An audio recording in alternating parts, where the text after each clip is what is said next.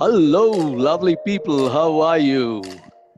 Welcome to Know the Happiness How with Winko Chow. I'm your host, Wing Commander Satyendra Chauhan, aka Winko Chow, the resilient lifestyle strategy coach from Bangalore, India. And our guest today is a serial entrepreneur with series of qualifications, an author, a podcaster, so, without much ado, ladies and gentlemen, let's welcome on the show Roy Coughlan. Hello, Roy. Welcome. Hello. Thanks for having me on the show. Well, the pleasure is all ours. Know the Happiness How with Vinko Chow is a show where we try and air meaningful conversation to bring smile on the faces of entrepreneurs, professionals, executives who are in some which way struggling with the issues of negativity in their own corridors. It could be work, it could be their personal lives, their jobs, etc., etc. And what we try and do here is try to get or regain some bit of that happiness and try and show some ways how to sustain it. We also focus on some whys, what's of the workplace, and mainly the hows of this resilience ways in our own domains. So it's really, really lovely to have somebody who has those creative, serious looks and I know is pursuing a very serious mission of fighting corruption across the world. But before we go that, have you ever thought of trying your hand at acting, modeling? You could give some serious competition to people there. When I was 16, my brother had hired a video and we made a movie, and it's funny because we actually called it The Awakening, which is now Wow. my podcast, and I actually put it up on YouTube. So Uh-huh. how the clock turns around and comes back to the same thing. So, so no, I'm serious about it. You can still contemplate on that. After I hung my uniform, a lot of people have told me, and I do resemble one of those, Indian film stars. So I said he's successful because maybe probably I spared, that arena for him. So I hope you also thinking in the similar way. So Roy, you come from Cork Ireland and presently live and work in Lodz, Poland. And let me tell you, it took me a while to get that right. I hope I have gotten it right. You did, yeah. You pronounced All it right. very well. And you have, like I was saying, so many qualifications in construction, economics, applied project management professional. And you are a distinguished Toastmaster, an author, and you're running 4 podcasts at one time. I am finding one too difficult to handle. And while I was doing some bit of research, I did find that you define success as making other people more successful. So, in that process, I also learned that you founded over 10 companies. So, and that too, after losing everything, you've decided to fight for corruption and fraud. So what is your story? I am intrigued, and I am very sure that my listeners, viewers, and your listeners and viewers, if they do not know this, would also be very happy to know a little more about everything behind those podcasts, your books which are coming, and what's behind this mission of yours. So I suppose my story starting off is like I'm from the south of Ireland, which is the second biggest city called Cork, Okay. and I grew up in social housing and in a rough neighborhood where there would have been a lot of fighting. I would have been in a fight nearly every day of my life. You see people robbing cars, burning out the cars. So I kind of grew up in that neighborhood. My parents, like I'm blessed to have fantastic parents. So even though there was 3 schools near me, Mhm. they made me go to a better school, and it was like 45 minutes away. We didn't have a car, so we either walked or got the public transport. But I think that definitely gave me an edge by doing that. And I was always kind of entrepreneurial. Like when I was 9, I was going around to houses asking them did they want gardening. Then I'd deliver leaflets, so I'd get money to deliver leaflets for people. When I was 11, I started doing a newspaper round. So a guy would deliver the newspapers, and I go around to the local houses and ask them if they wanted the paper. I did that for actually 11 years, even through college. But with the money when I was 14, bought a lawnmower, started going around cutting grass. And that was the next kind of thing. Then I was doing, at 18, buying and selling motorbikes. Went to college, done construction economics and management, done a diploma in that. And when I finished that, there was no jobs. It was kind of, we call it Dear John letters, where you're applying for jobs and you just get the letter, sorry, but no. So I did a government course called Construction Site Supervision. And it was kind of, to be honest, it was corrupt because they were just getting people to do, we call them foxers. It was like jobs for other people where the instructors would have been getting paid. We weren't getting paid, but we were doing, and I spotted that straight away. So I asked them, could I learn how to do AutoCAD because they had a computer. So they bought me a book and I just taught myself from start to finish AutoCAD. Then we got work experience. I got work experience with the local council doing AutoCAD. It was a water place. And after that, then I started working for a mechanical contractor all over Ireland and just built my way up. I became contracts manager, was with that company for about 8-9 years, then went to another company as a regional manager, same kind of thing. And then I had bought a few properties in Ireland. Then I started dating a Polish girl. So that's how kind of the Polish thing came about. And when I visited, I kind of realized, the properties are cheaper. So I bought some properties. And then there was investors. So we set up a company for foreign investors to buy the Polish property. And then they wanted it rented. They wanted it managed. So the relationship didn't work out. So I kind of had the choice. I was after buying a commercial site with a few other people. So there was a few syndicates. So I had a choice. I kind of had to move over there. It wasn't something that I had planned, but I moved over and built up. I had a team of about 14 people at one stage in the office and running a lot of different businesses. And what happened is when the 2008, it kind of took a bit later to come across Europe, the economic crash where it was all orchestrated really. It was later I realized that. Okay. I was actually doing very well, but a lot of the investors that I had, they lost everything. And some of them were worth like 20 million. They lost every single property. They lost the whole lot.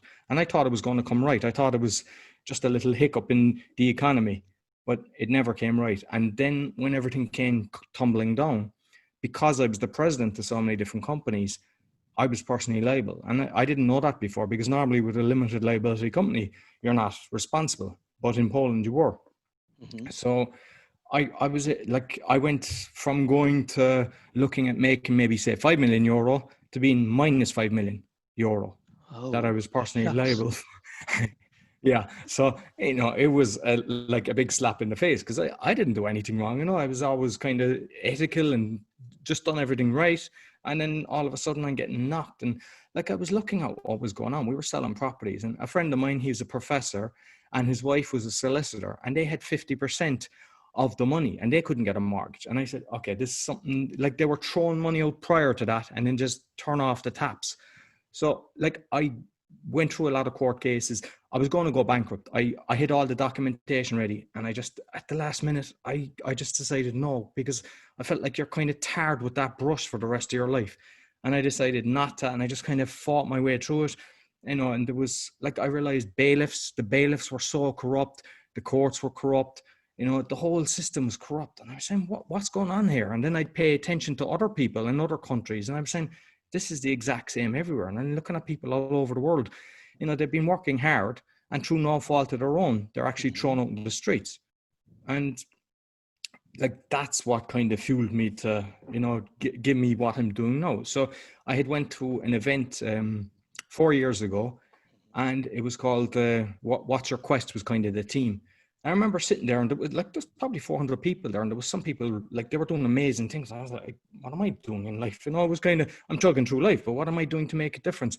And I thought at that time, because I knew of people that had committed suicide because of the stress, and I said, nobody should go through this. Like, I've been kind of tough. I don't know, is it through my neighborhood that I grew up in, or because I done martial arts, or just, the knocks of life that I know that I've thicker skin than a lot of people. But I said, nobody should have to go through that. And I determined at that stage, okay, I'm going to write a book on exposing this, but with solutions. And at the same time, when I was there, I realized that there was brilliant speakers. I said, and I hated speaking. I mean, even though I was running big jobs for different, like when I was in Ireland, I was running, 4 or 5 different jobs with maybe 200 people under me. I still hated the meetings. My voice would go, and it was just something I just was never comfortable with. So I knew I needed to be a better speaker to get my message across. So when I came back, that's when I joined the Toastmasters. I'll tell you the story. Is the first time I went to a Toastmaster, I brought my friend and I loved it. And he wouldn't go the next time. And I was actually too embarrassed to go back. That's how nervous I was in public speaking. But a new club opened and I said, everyone's going to be new, so it can't be that bad. So I just forced myself and I joined that day when I went, and I just kept going. Then I went back to the other club and I joined that one as well. And I just kept pushing myself. And a lot of the speeches that I would have done were kind of stuff that was in the book. So the teams that were in the book that I was choosing, I had the book ready after 1 year. Okay. And I printed it. I didn't officially print it, but I printed it for 20 people just to get feedback. And most of them said, be careful with what you're exposing here. You have to be very careful. And I really didn't care. I was kind of okay. But my mother was, oh, what about your kids? And that was the one that kind of hit the nerve. And I said, all right, okay, I'll hold off.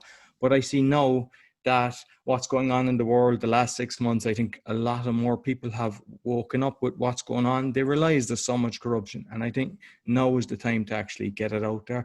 And it's not a doom and gloom. It's about just giving alternatives. And that's my main thing. It's, don't be attacking any industry. Don't be attacking someone, because that never works. I mean, people have tried it all the time, or even with the protests, you see them, people are out protesting, peaceful protests, and they're getting battered. And, that's not the way. So you have to have an alternative way of trying to resolve all these different things. So that's the angle that I'm coming at with these things. So while you could be the go-to person for every entrepreneur actually, who's been there, done that, right from scratch, if you call it, or actually you could call it grassroots level, literally moving the lawns. So all this was happening back home in Ireland, or some of it was happening here in Poland as well. It was Poland. So when I was in Okay. Poland, all this stuff happened. But I had 3 properties in Ireland, and they had repossessed my own dwelling, as well as my personal belongings. Okay. And the way they did it is basically a bailiff is supposed to get you the best price. But what they do is they were putting them together in blocks and selling them to vulture funds. And that was happening in the US. It was happening in a lot of countries. So a vulture fund was buying a block of properties at about 10%. They would never sell you the property at 10%. But then they were making you personally liable. So I caught them out on a load of tricks. So the way that it's done is when they take you to court, there's a thing called an affidavit. To be honest with you, I didn't even know what an affidavit was at the time. I even had to go and get help from people. I had no money, so I had to represent myself. And in Ireland, the way it was is you were going into a courtroom and they went to the high court. It wasn't a local court. So I was in the top court. There was like 150 different cases happening in a day, one judge. And all the barristers were there. The barristers are like the highest paid of the solicitors. Most people didn't have any representation. So I was listening to all the cases and they were calling them out, okay, ruled in favor of the bank, plus interest, plus costs. But I had responded to the affidavit because what they had written was incorrect. And I had a list of I think it's 45 items. Okay. And they couldn't respond to it. But yet some of the judges were kind of going, why have you taken a case against him? And they go, look, you've got a month to respond. So I would have to go back to Ireland and go through the next case. They wouldn't respond to my affidavit.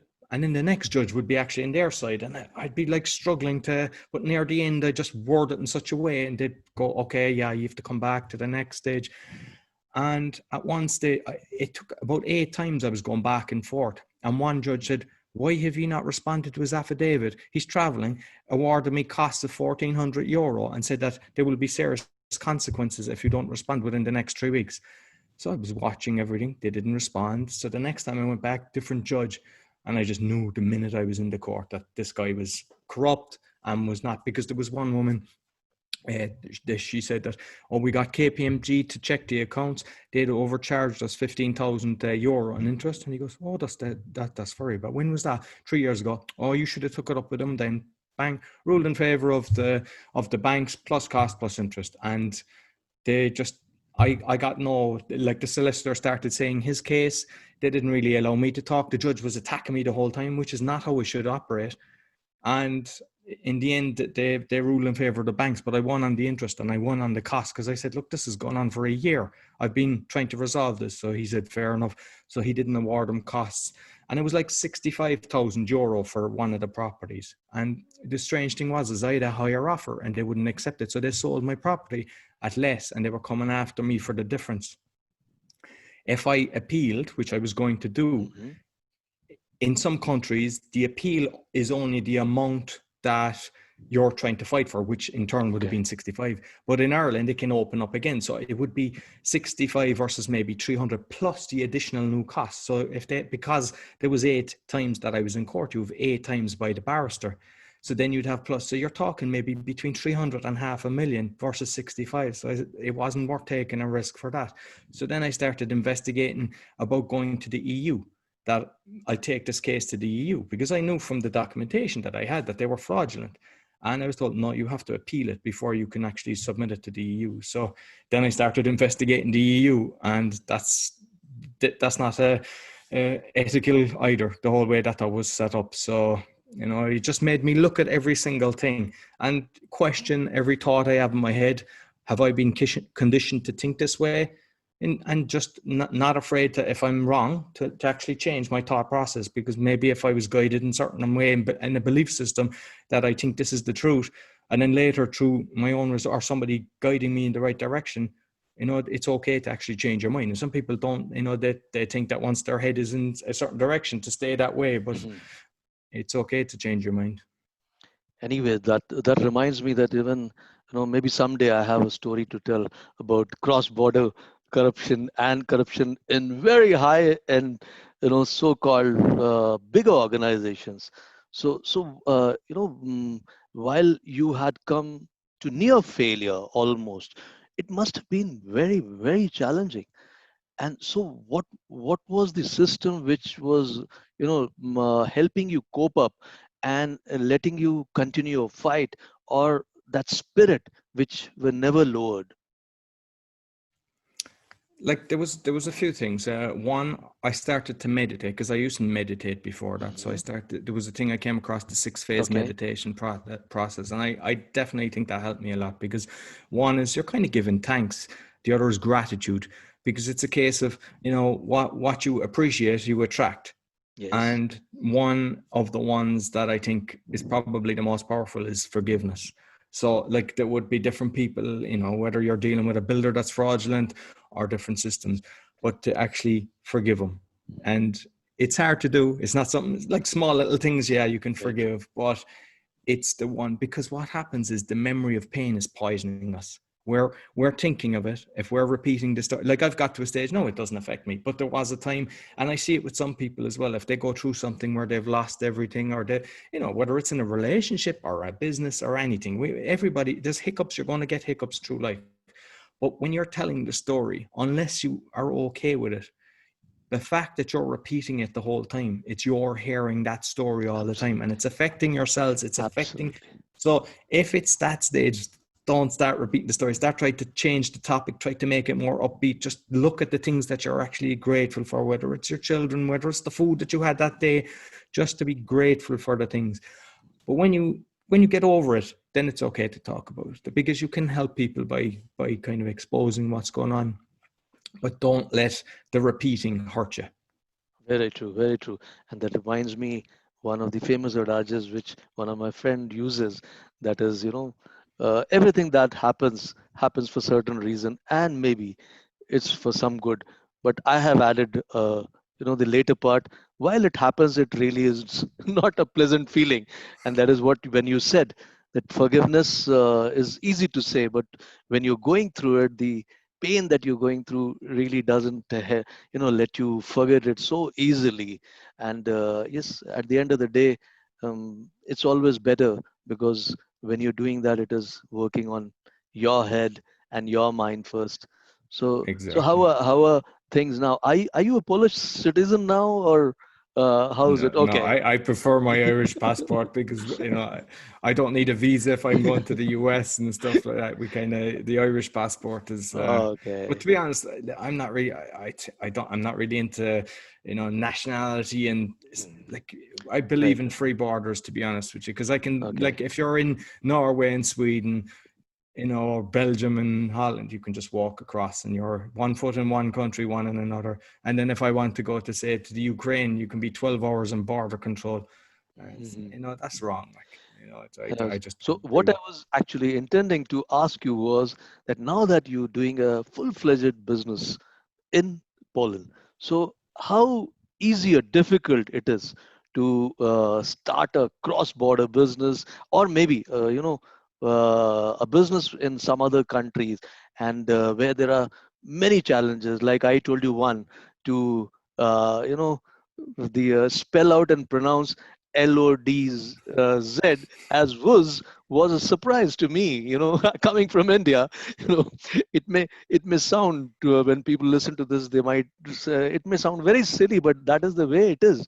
And I'm sure there must have been many other approaches or challenges in terms of laws, and various others. So how did you cope up with it? I'm sure that many entrepreneurs who are listening to you would love to hear that insight. I think the first thing is to try to get someone you can trust on your side because, Okay.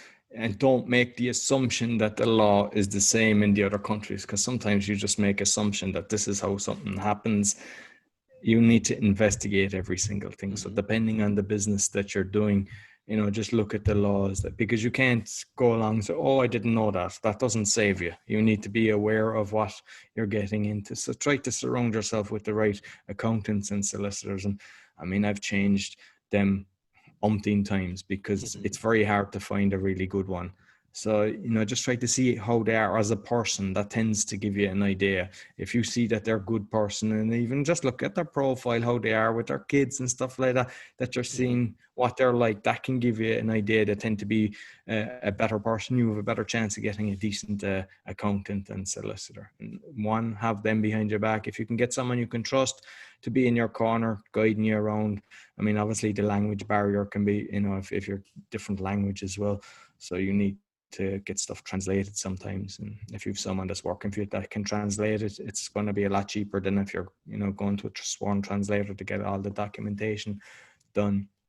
And That's. that's kind of thing, but not the fair writer. I mean, and look at Mhm. the market, because sometimes you can just assume that something will work because it works in your country. It'll work in that in the new country that you're moving to, and maybe do a bit of market research first instead of you being an optimist. Because I think all entrepreneurs are optimistic, and we tend to think that everything will be grand, and then reality slaps us in the head. So I think try to do. It's worth stepping back sometimes and really researching to see, okay, will this actually work? And, how can I do this?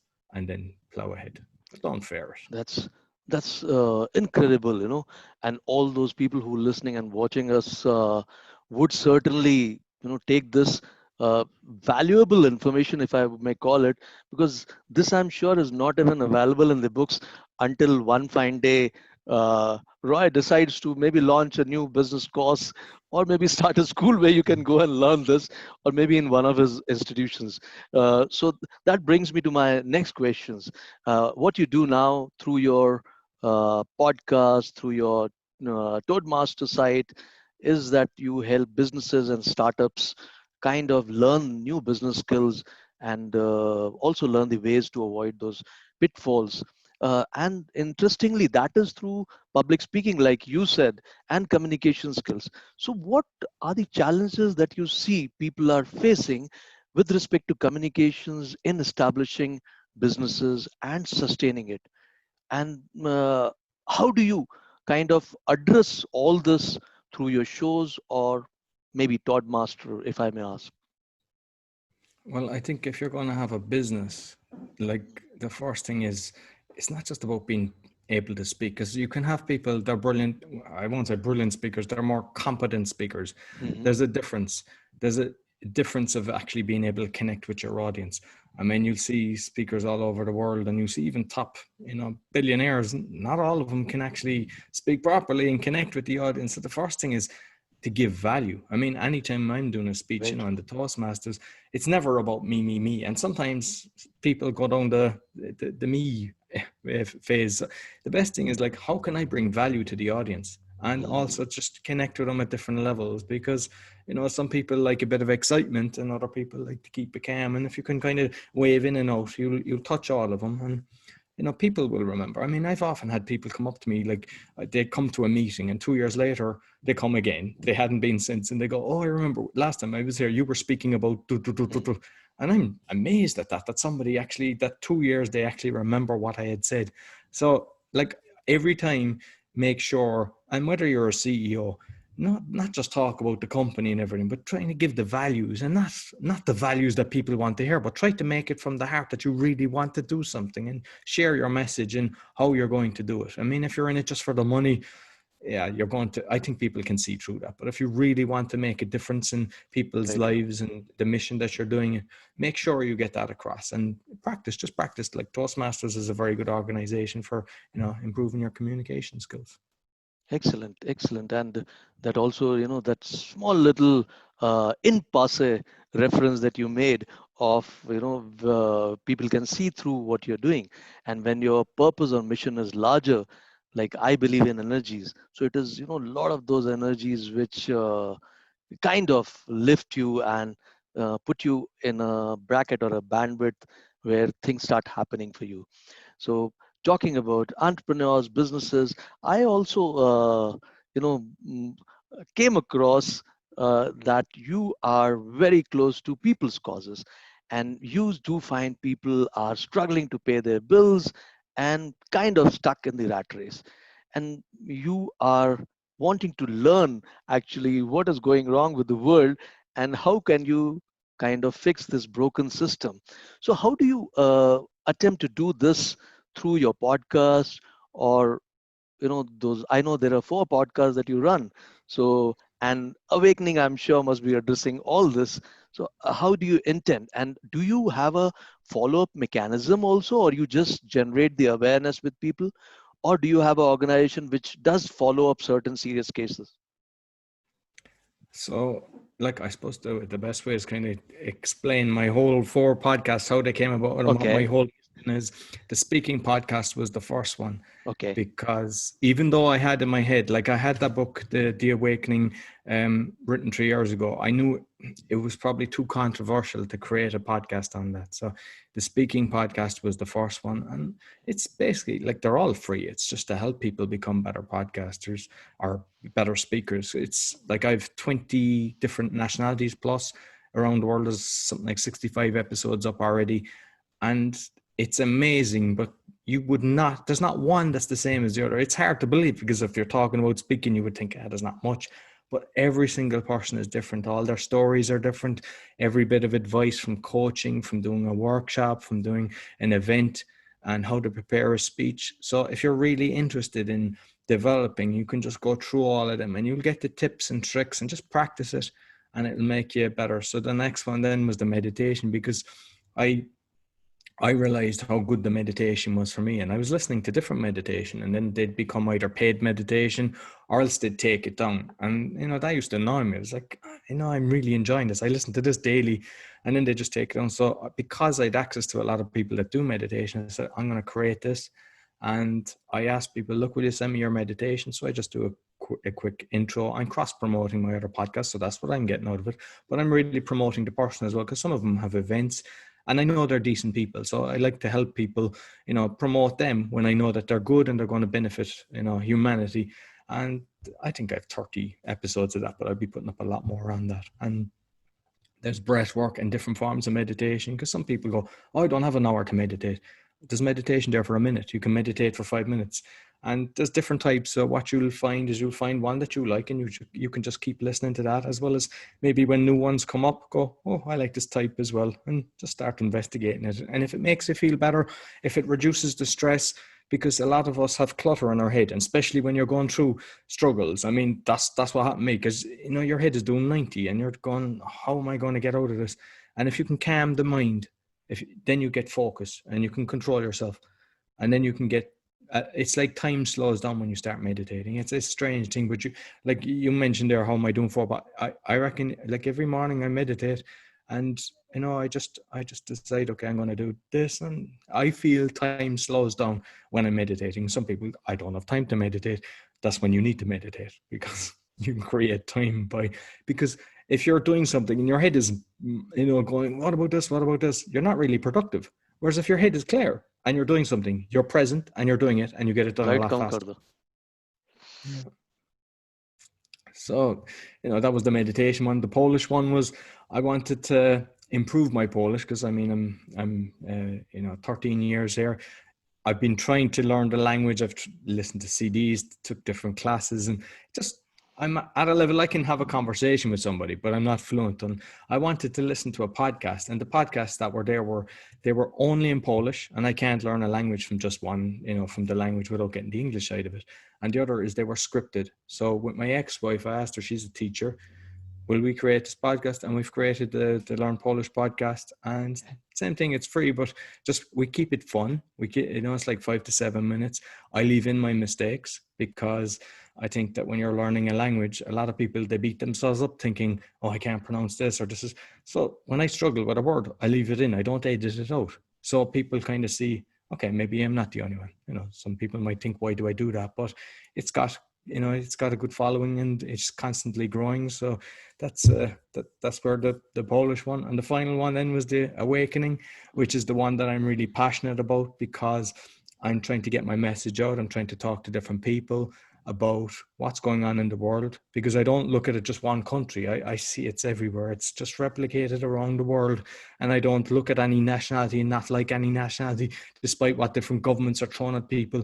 I mean, I have friends from all over the world. Everybody, there's only a fraction of a percentage that's really evil, and the rest are decent, and they want to just do the best for humanity. They want to do the best for their kids, their family, and we should be just allowed to do that. But we've been struggling because of the systems that are in place. So with all the different topics, I'm just giving people different advice. One is on food, because food is so critical, because with a lot of the illnesses, the food that you eat or the water that you drink can actually help you. And when you've got the proper energy, you've got the proper focus, so you can be better for your business, better for your spouse, better for your children. The whole lot comes together. So by eating properly and drinking properly, it has a huge impact on your life. And going forward, my plan is with the book that I'm going to create a charity, because I've a section in the book is all about the charities.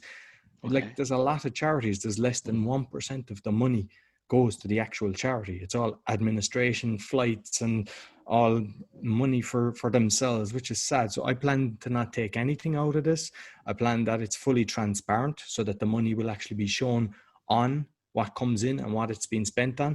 And I think by showing that and making a big difference, that someone that's donating to the corrupt charities will redirect it, and then you can make huge change by having the funds to do that. Excellent. And what I was trying to listen in there was when you were talking about people and the goodness that we all carry. So, and you said it is about 1% people who, less than 1% who are evil, and we all have that goodness. So, a firm believer in the soul theory, I also believe that yes, there is a lot of goodness. Yet, uh, over the period of time, it is maybe genetically or environmental conditioning, if I may call it, if not the adulteration or corruption to our souls, that that has led to where we are today. So what is your take on that? How do you see the things changing when all of us have got that goodness deep inside? As a matter of fact, this morning I was discussing with a friend of mine. I'm also in the middle of preparing a course and a curriculum based on the whole stuff of identity and transformation and stuff. So what is your take when it comes to bringing that change from within across generations for it to sustain? I think first it has to come within. So I have to be the best person that I can be. Hmm. So my son, like my son, he's 6. He's at a different level than when I was 6, and I think Hmm. it's because he sees how I operate, how I am to other people, how I'm appreciating things. Very He's true. totally present. So you can kind of go out and try to change the world and fight everything. And a lot of people are doing that, but they're leaving their little family in this side. And you have to start with yourself. And I think you have to make people conscious of what they're doing. So, for example, if you look at the police all over the world, if you're married to a police or even the police officer themselves, do you look at yourself in the mirror and go, yeah, what I did today, arresting somebody for, when I shouldn't, because I'm compliant and I'm doing what I'm told to do. Everybody has to, same with the hospitals. Like if we're doing the wrong things because of money or in the legal system, look at yourself, look at your kids. Are you proud to say to your child, would you actually tell your child what you did today and you're proud of it when you know deep down that what you've done is benefiting you but not humanity? And to realize that maybe you might fall out with your child in 10 or 15 years. They might realize that you're not the best of people and that they disappear and they could get caught in the system that you're after creating. So to be totally conscious that the system you're creating, when you comply with all this corruption, that you're making a system for future generations that your own children could be get caught up in, and even yourself. Because if you're a police officer, if you're in the military, if you're not a doctor, and you come out of that, don't think that they're going to protect you. There's no one protected. Even the politicians that are compliant, they're doing what they're told, because I mean they don't have their own brain to think. They're orchestrated. They should look in the mirror. Like they're voting on vulture funds taking over the properties and everything. They Hmm. should go home and tell their whole family, tell Very true. everybody on social media, I have just voted for this, where that the vulture funds get total rights and the humans are getting kicked out. If they're proud of their job, they should do that. And you should be able to say that with everything you do. You should be proud of what you do. And if you can't, you need to look in the mirror and go, what I'm doing is wrong. And it has to come to the individual. I can't attack the pharmaceuticals. I can't attack the medical industry or the banking industry. They're too big and people hide behind the initials of the company. But you can, I don't mean like attacking in a negative way. I want the person to be conscious of what they're doing. And I think that's how we're going to make the shift in humanity, because people have to realize every single thing they're doing is affecting everyone. It's affecting their mother, their father, their children, and future generations. And if they think because they're in the little circle, the group circle, that everything is okay, does that mean that when your child marries somebody else that they protect that circle and all of her family and on and on? No. So you're going to be damaging somebody connected to you, even if you think you're not. So you need to be conscious of that and realize every decision you make, if you're Hmm. complying, if you're afraid of actually doing something because you might lose your job, is your job more important than humanity? Is your job more important than your future generations? And you have to just think of that. Very true. Very true. And like you said, one can only think of starting from within and his or her own surroundings. And if you don't do that, life is a vicious circle, and you never know what you did not object today might come and stand in front of you tomorrow, which you may not Exactly. appreciate. So, with all these challenges, you said, in your own business, you came near bankruptcy, and you fought so many. I'm sure during with all this. Uh, you may have had or rubbed some people in the wrong way and stuff like that also, but uh, somewhere while you're doing this and as a believer in goodness, did you find some opportunity or some goodness which came to you as a disguise? I'm sure that the believer that you are, you would certainly look for some opportunity in that threat. And did it turn out to be the way you had expected, or maybe it surprised you in a good way? I think, um, like, no matter who you come across or what you're doing, like, I never judge anybody. And Okay. I've told some people of the story of this, that when I grew up, there was a girl on the street. She was lovely, and later I found out she was being abused by her father, and went down the wrong road. Like, had lots of kids from different fathers. It just really went down the wrong road. was minding older people and robbed them, and was supposed to go to jail and didn't. And there was a child fell into the river in the city, and it was she jumped in. I mean, you had, I don't know how many people were around, but obviously in the city centre, a lot. It was she jumped in and saved it. I never judged her. I never looked badly at her because I knew her journey. And you must remember, every single people has a journey. Even the thief. The thief is trying to rob because he doesn't have money. He wants to have food, or he wants to have stuff that he can, survive. So if you can go back and have forgiveness for everybody, like, because a lot of the times, even the abusers, they've been abused themselves, or they're in, parents have been alcoholics or drug addicts. Just remember that when there's anger, it came from somewhere, and sometimes people didn't have a chance. And if you can actually forgive that, and if you can have compassion and try to help people, that's how we can actually make it all better. Because at the end of the day, like, when that's all they know. They know how to survive. So if you actually can show them a different, like, if you look at the prison systems, that's so corrupt. I mean, especially in America, it's an industry, it's a private industry. They have no intention of making the people better. The people that go through the system that have been educated, it's something like 5% return. Whereas when they don't do that, it's about 80%. So like, that proves they just Very want true. to be better. So let's give them that opportunity. Very true. While doing this, I'm sure you've must have had times when you had to take some very tough decisions. Weigh your the real near benefits, or maybe, like you say, certain things for the benefit of humanity. So, were there certain times when you did this, or else, I mean, what do you do to push yourself through the difficult times that you have? I think first of all is, you can't throw in the towel. You just don't throw in the towel. You just, like, because everyone, like, sometimes if you are feeling bad and everything seems to be the weight on your shoulder, just remember how many people actually love you and care. Very true. So you don't want to hurt them by doing anything to yourself. Hmm. And it's, just look at everything you're doing. Like, if you're going to make a decision and you're Hmm. going to hurt somebody, it comes back. I'm convinced, that just be conscious of everything you do, and don't be afraid to put up your hand and ask for help. People aren't there to laugh at you.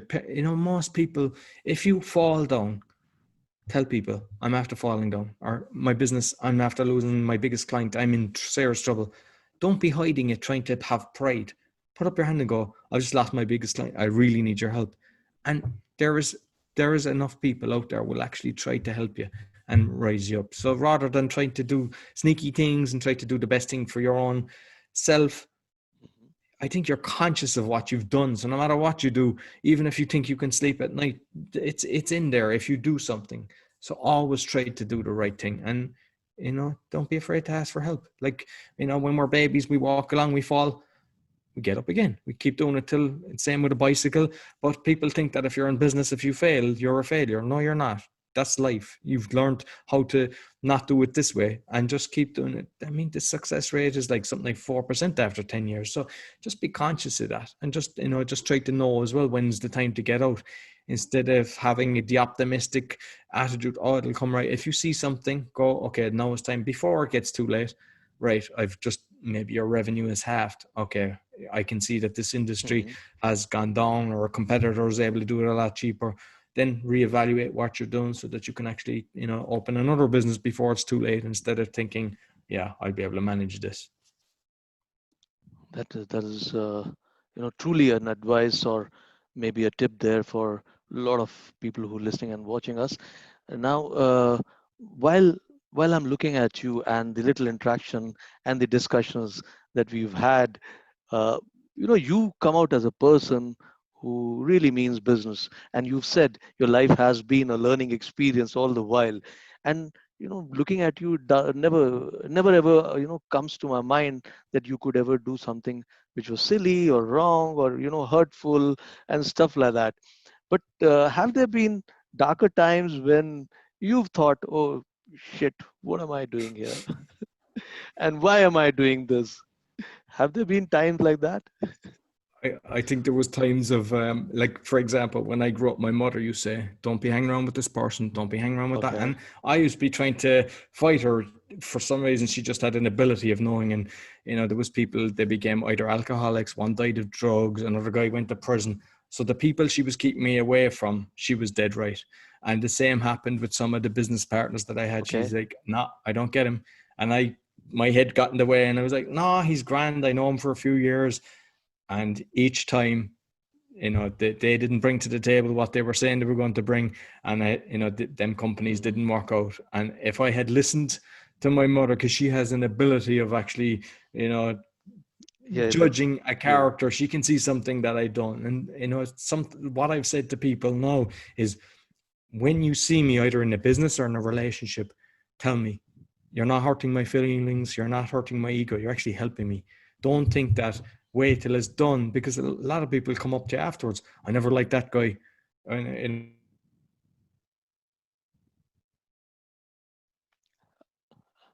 Okay.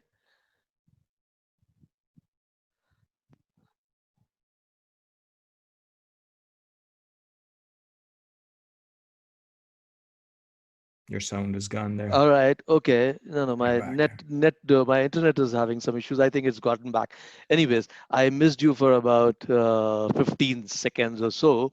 But whatever I gather here is that, what brings to me a new terminology, what your mother probably had was, that uh, intuitive observation No, probably, intuition, yeah. No, and definitely. and Yeah. and so while you went through all that, and if you had to revisit that time, mm, what do you think would be one aspect that you changed about yourself, which has made you much wiser today and a much balanced person, and a coach in so many ways besides being a good businessman?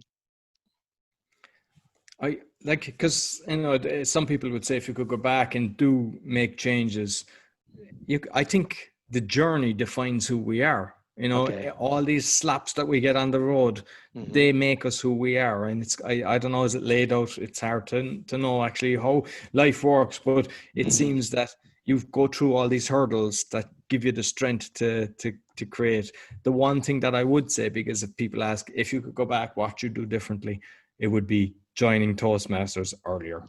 To Because whether you're in an employee or you're an entrepreneur, to be able to speak in public, it Hmm. has such an advantage. And that was the one thing that, instead of having fear, being shy, I would say do that. So if no matter what age you are, whether you're 80 or you're 15, start learning how to public speak now. All right. So now we come to the present times, and if I don't talk about those, it would be missing out on certain very important things. So with the our whole order of living is changing now, and in the present scenario, things have changed. Way of doing business has changed, and the way you are conducting your business has changed. With all those challenges, how do you see yourself, your peers, or the team around you coping up with this? Or is there a mechanism that you planning to develop in terms of keeping the morale up mainly, and then yes, moving forward in terms of growth? Well, I think the first thing, especially in the times that we're in, is don't be listening to everything that the news tells you to listen to, All right, because that's great. there's I thought it was five. I think it's four now. Four corporations own 90% of the media, and it's the bad boys own these, and they're basically Absolutely. telling you what to believe. And if you hear something enough times, you start believing it. So, Absolutely. like, I do not wear a mask. I go into the supermarket in Poland. I'm the only one that's there. Maybe you see one other. I have researched it. I've looked at all the different things. I've Hmm. looked at the carbon dioxide on the mask, because there was people done tests with it. It's actually not good for your health. So even just for the health reasons of it, the whole thing, that when I researched it and just looked at other people, it's all orchestrated to control Hmm. people. They're trying to bring in the vaccines, and the vaccines aren't good. And I know a lot of people will object with that. A lot of people will object with the masks. They want to do that. But just look. If you start researching this, I even say it in my book, don't listen to what I say, but just start researching all these things. And I don't mean going to Uncle Google, because Uncle Google is a bad boy now. Wikipedia is owned by the bad boys. So don't be thinking that you look up that and, oh, you're wrong because of these. The fact checkers, they're all controlled. They're not ethical either. But start trying to look at kind of doctors or people that are coming out exposing it, and just listening to what they're saying. Does it make sense? Look at all the information they're giving, and then you can make a conscious decision. Oh, maybe what I've been told is not correct, and this makes more sense. And don't comply because you're being told to comply. They're really controlling us. You don't have freedom anymore. I don't like that. They're even, I think it's in Texas now, they're going to take the children and inject them vaccines. Like, there's all toxins in these vaccines. There's no test. They brought in a bill during the Reagan era and like America seems to have the FDA, which seems to have kind of rolled across the world, that everybody just kind of goes along with it.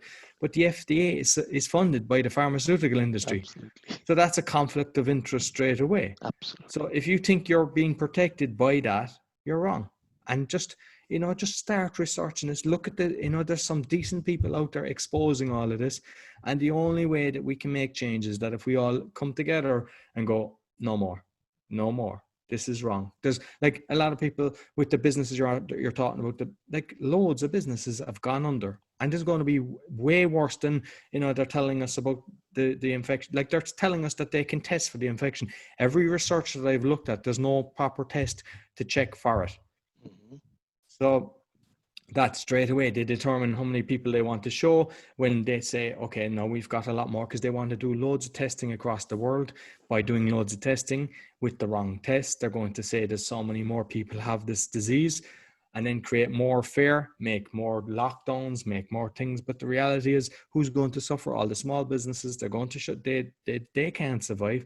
And some people think the governments are giving them handouts. No, they're not. The whole system is orchestrated that where they're getting money, and they're saying, oh, we had to borrow that money at high interest rates, so now your taxes have gone up. It's all orchestrated. And don't believe what I'm saying. Just start researching yourself. Start looking at it. Start following the right people. There's a few people that you'll say, okay, I like what he says. Just keep following them, and turn off your CNN, turn off your BBC, turn off all these corrupt newspapers. Don't be reading, don't be buying the papers, because all you're doing is you're allowing them to have the money to keep doing this. And don't be buying the products that are the foods with toxins in them. If you hear of a company that that they're doing natural stuff, and really good companies, look at, even if it costs a bit more, start looking after them, because it makes a difference. Every little decision you make can have a knock-on effect, and every person has a vote in everything we do. It's not just about the elections. It's about, I'm buying stuff, I'm buying the products, I'm not buying water in plastic bottles. And just be conscious of everything. And you might think you don't mean nothing, but you do. And if you can even just influence your family, you don't know the knock-on effect to the next level and the next level. And it just starts like that. Just be conscious of everything you do. That's so very true. Actually, it brings few thoughts in my head, and what we intake today is all kind of orchestrated. You see, media, and especially the medium of news, is no more in news. It is, it is all TRPs. It is all a big business which has to flourish, and to flourish, they have to do a lot of stunts.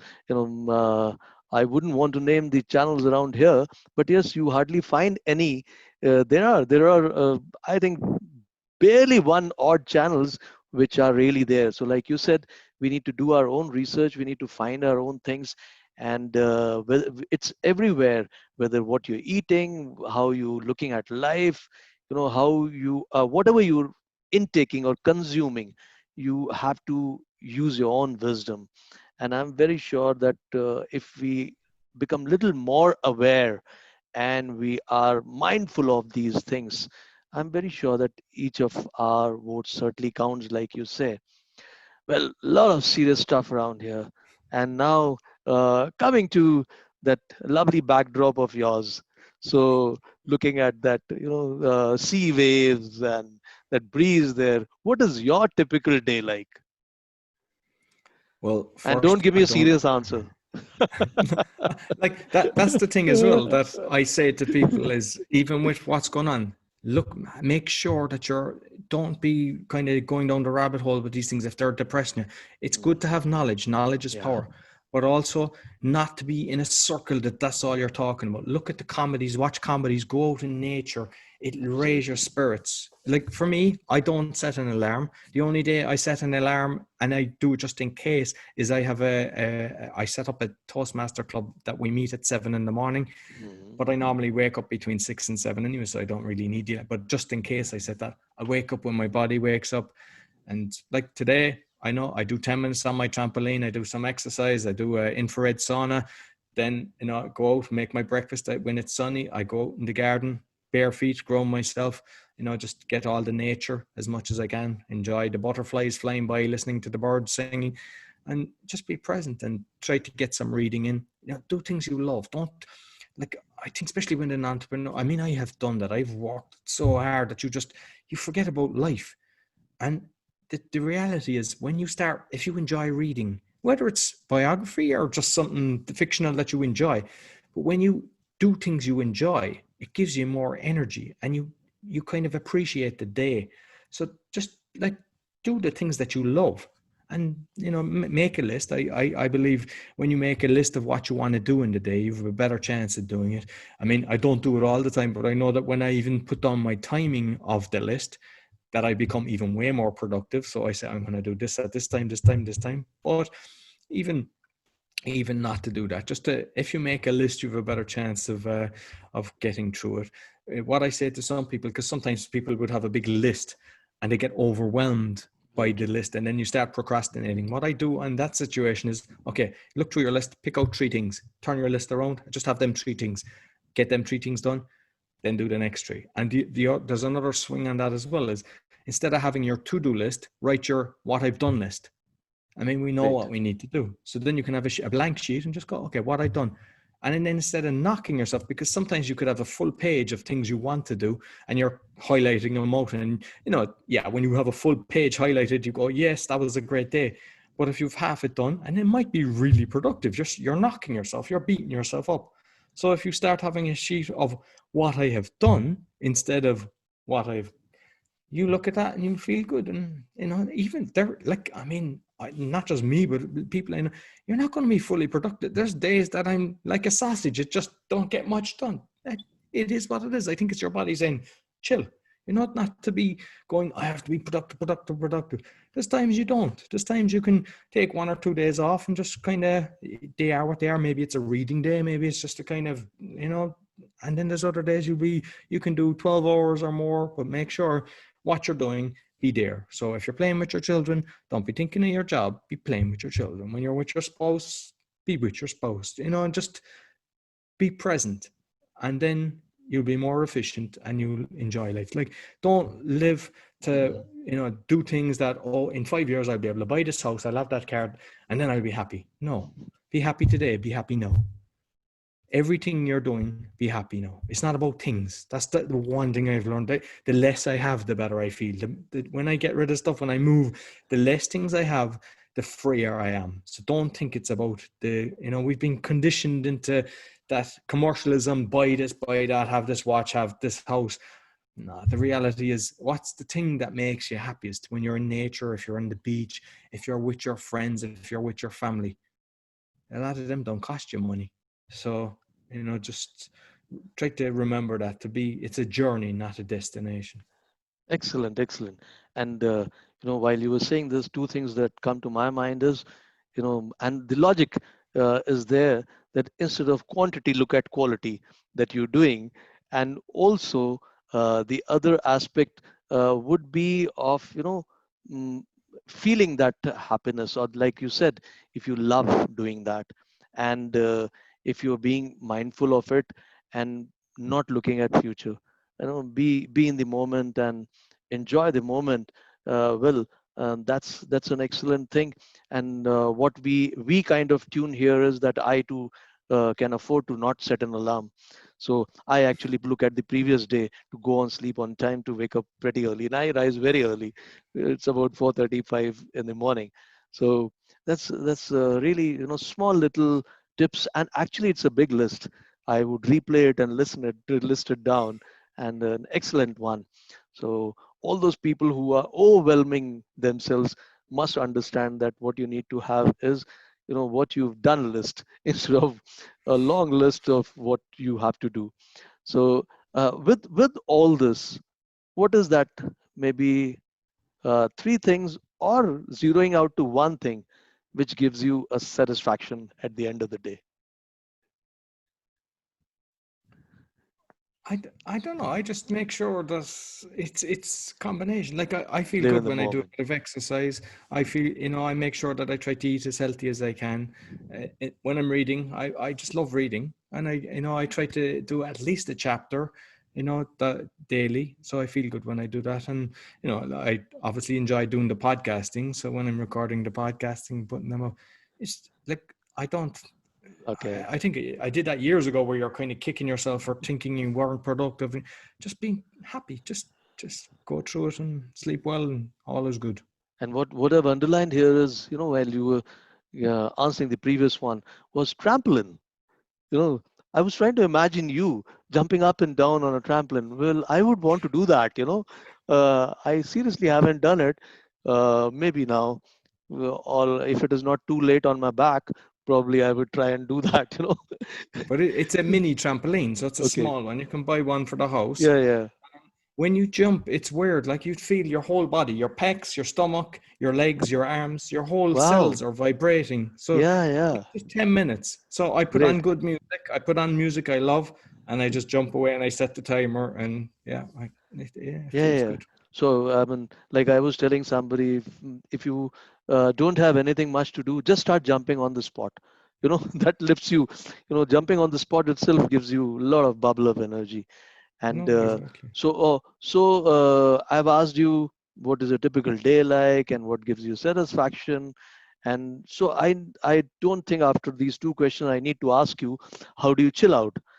You know, I mean, it's actually a chilled out life all through It's the a day. chilled out life, definitely. And I mean, that hasn't been, that's not something that I was always like. That's something I chose. So I decided this is how I want to be. And Absolutely, absolutely. And over here, if I have to kind of surmise it, I would say, reading between the lines, I would want to term it as um, mm, saying that live the moment and be in the moment and enjoy what you're doing at the end of the day. And that's probably, chilling out.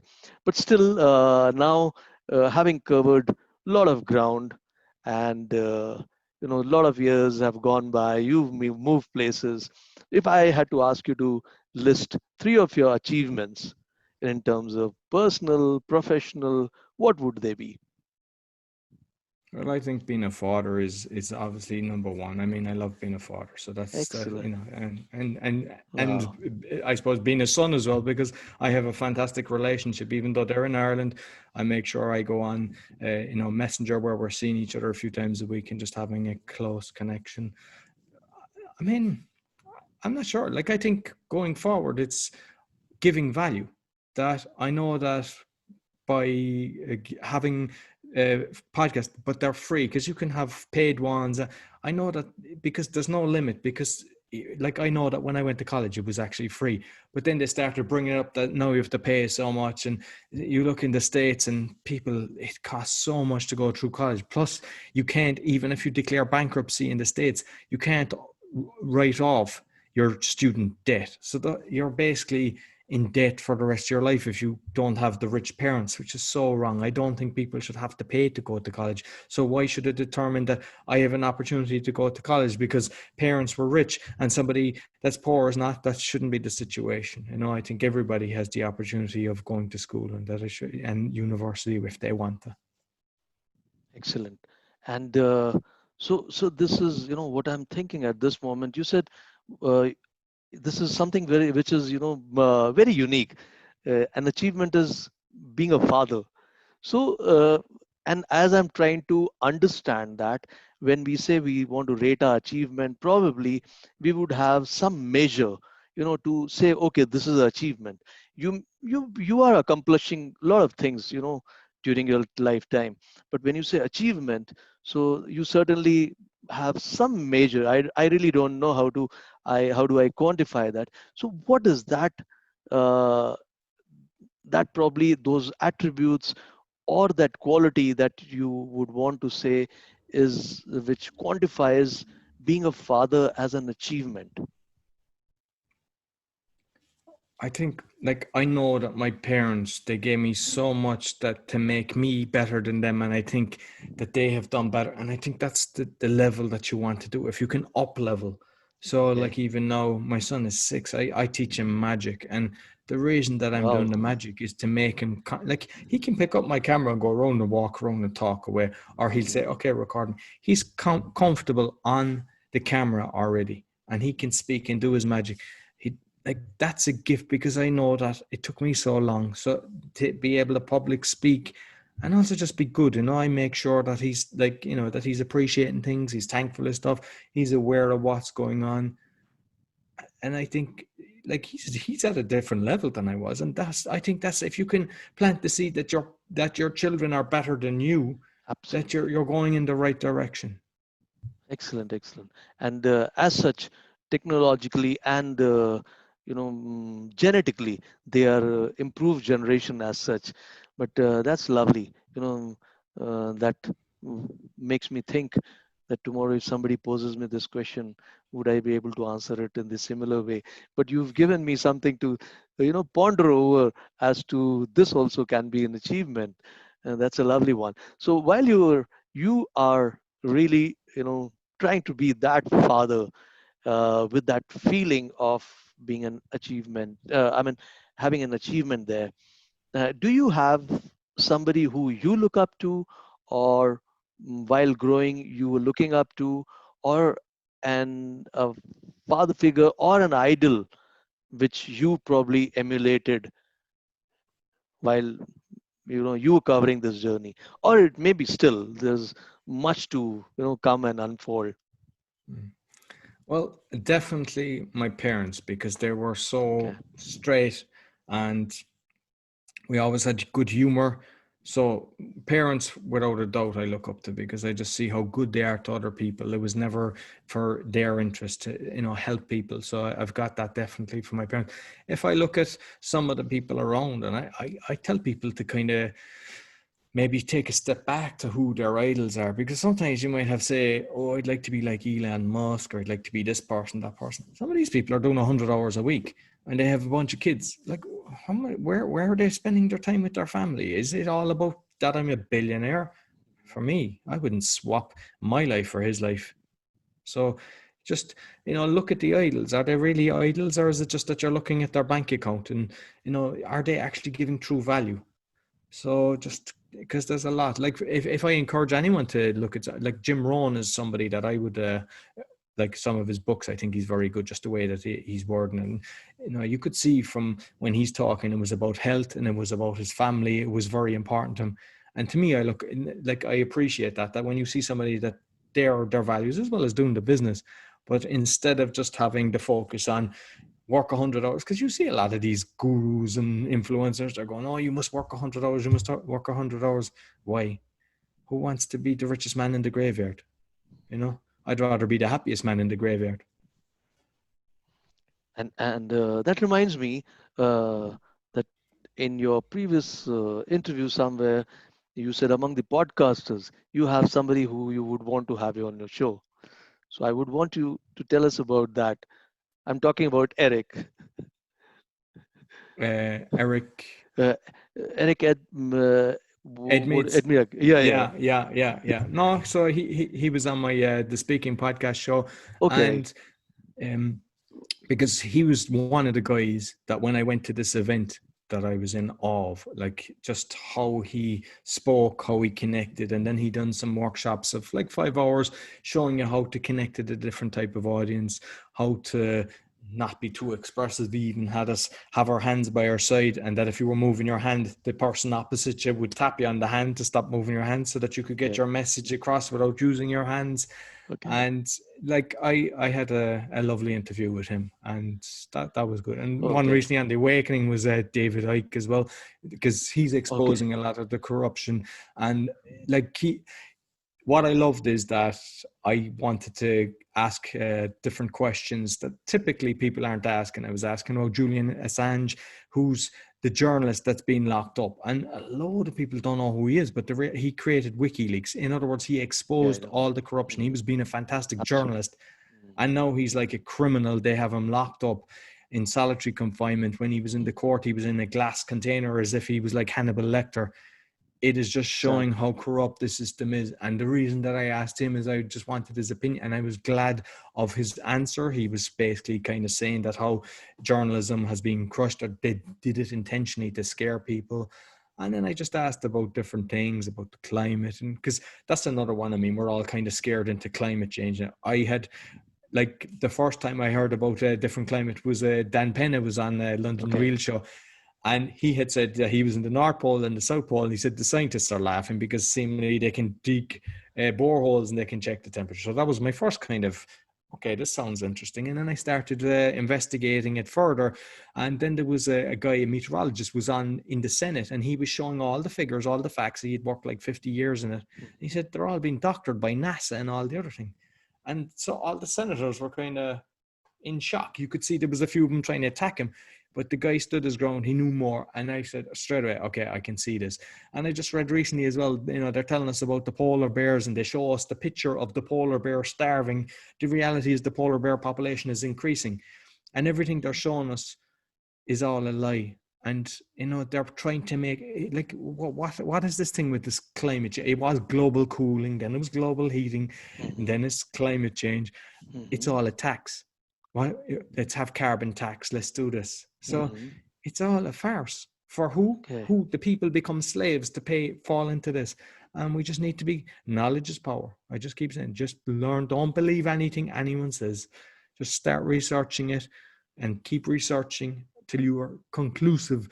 I totally have all the facts here and I Mm-hmm. understand it. And that when I start looking at these different things, the medical industry, I know the good boys and the bad boys, and they all tend to kind of come back to the same people.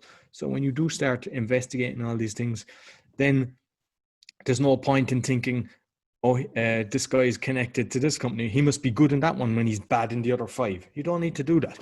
You know that he's doing evil things in five things. So anything that he's connected with, stay away from. And that's my advice to people. Great, great. So that's generating some interest to me also. Although we are all governed by whatever's being shown and fed to us, uh, but yes, that's great learning. There, knowledge is power, and what we must do is our own research.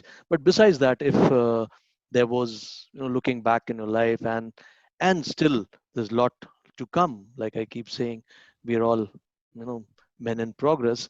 So if there was some learning that you would want people to take from your life, what would that be? Live in the moment. Just be present always. Don't be living the dream. Just be present. Just appreciate, whether you're sitting down just having a nice coffee, just be present and enjoy your coffee. When you're sitting there, if you're playing, if you're holding your child's hand, just appreciate. If your child gives you a cuddle when they're young, like, I embrace that, because I know that once he gets to a certain age, he won't do that. And just love Very the true. little moments that you've got. Very true.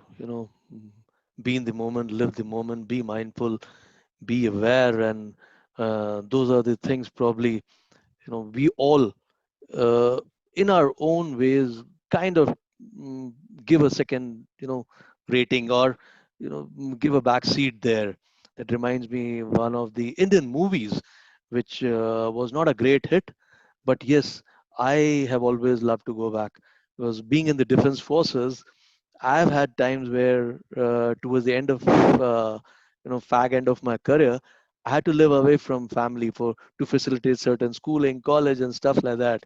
Although I would go back home, but now when I look back, and when I came back, I found, as if I was a guest.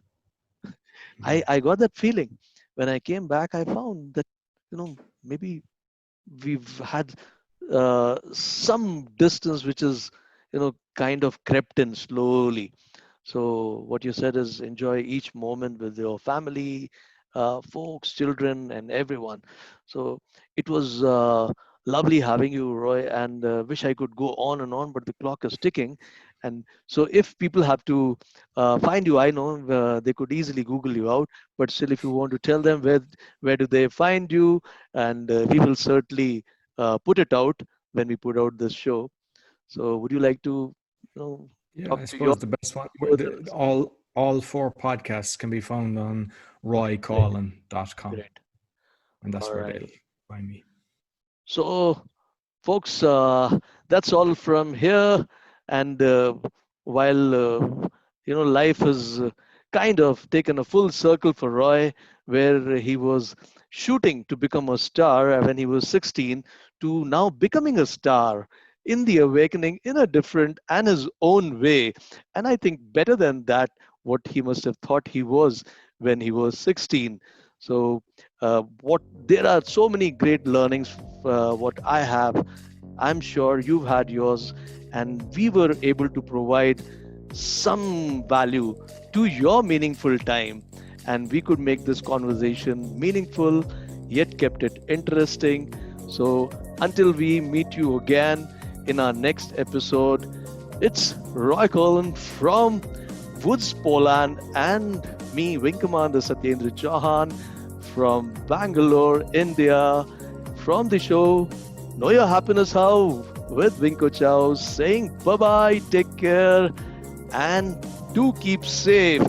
Now, whether to wear mask or not to wear mask is your choice, but do take good care of yourself. All Take right, care. bye bye, Thank you. see ya. Goodbye.